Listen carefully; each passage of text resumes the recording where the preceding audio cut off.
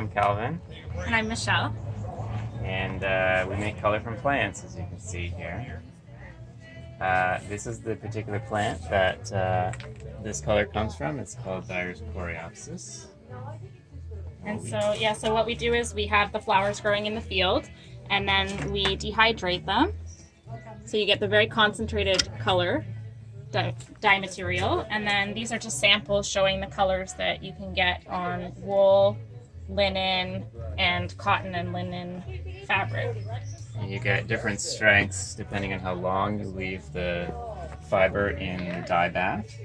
And you can also, I believe this is what, a pH shift. shift. Which one is that again? This one. So you can get redder colors by shifting the pH. And how do you shift the pH?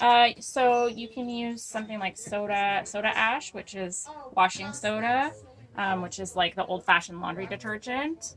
That'll shift it to an alkaline environment, and you can use something like vinegar to shift it to an acid environment. Oh, just as long as you change the pH, it doesn't matter if it goes acid or alkaline. So if you go more, in this particular dye, if you go more acid, you'll probably get more yellowy colors, and if you go more alkaline, you'll get more pink. Yeah. So you can get really beautiful corally pink colors. Depending on the plant you're working with, that they may not or may not be affected by the pH. Yeah, some are really sensitive and some are less sensitive. Yeah. And then another thing you can do is you can use iron.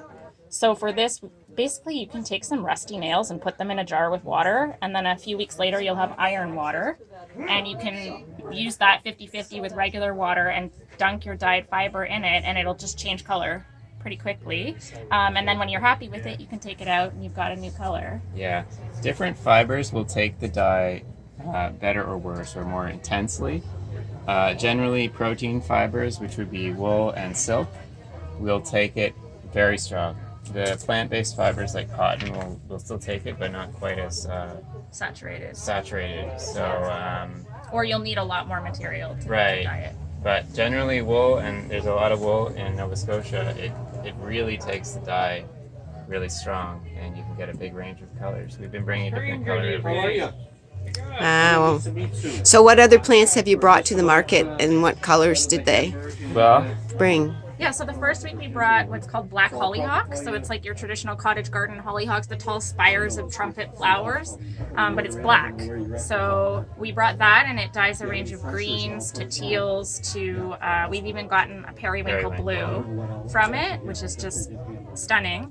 And then the next week we brought weld, which is a very traditional, like, powerhouse dye color. It makes a very pure, strong yellow, a very cool yellow that's perfect for over dyeing with other dye colors. So you can make really nice oranges or really nice greens and blues, like teal, blue, greens. So it's often used with woad, which is a blue.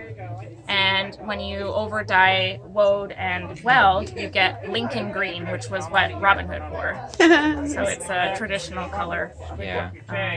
So that's what we've brought so far, and next week we're going to bring Dyer's chamomile, which is a flower head as well, and it makes a warm yellow. So like a sunshine. Yeah. So there you have it. Come to the North Mountain Market next week, and you'll see all of this wonderful plant dye, natural dyes, and fibers, and have these incredibly knowledgeable folks leading you through the process. And you have a farm where you grow the flowers, and the flowers are also for sale for people who are dying. That's right. Yes. Perfect.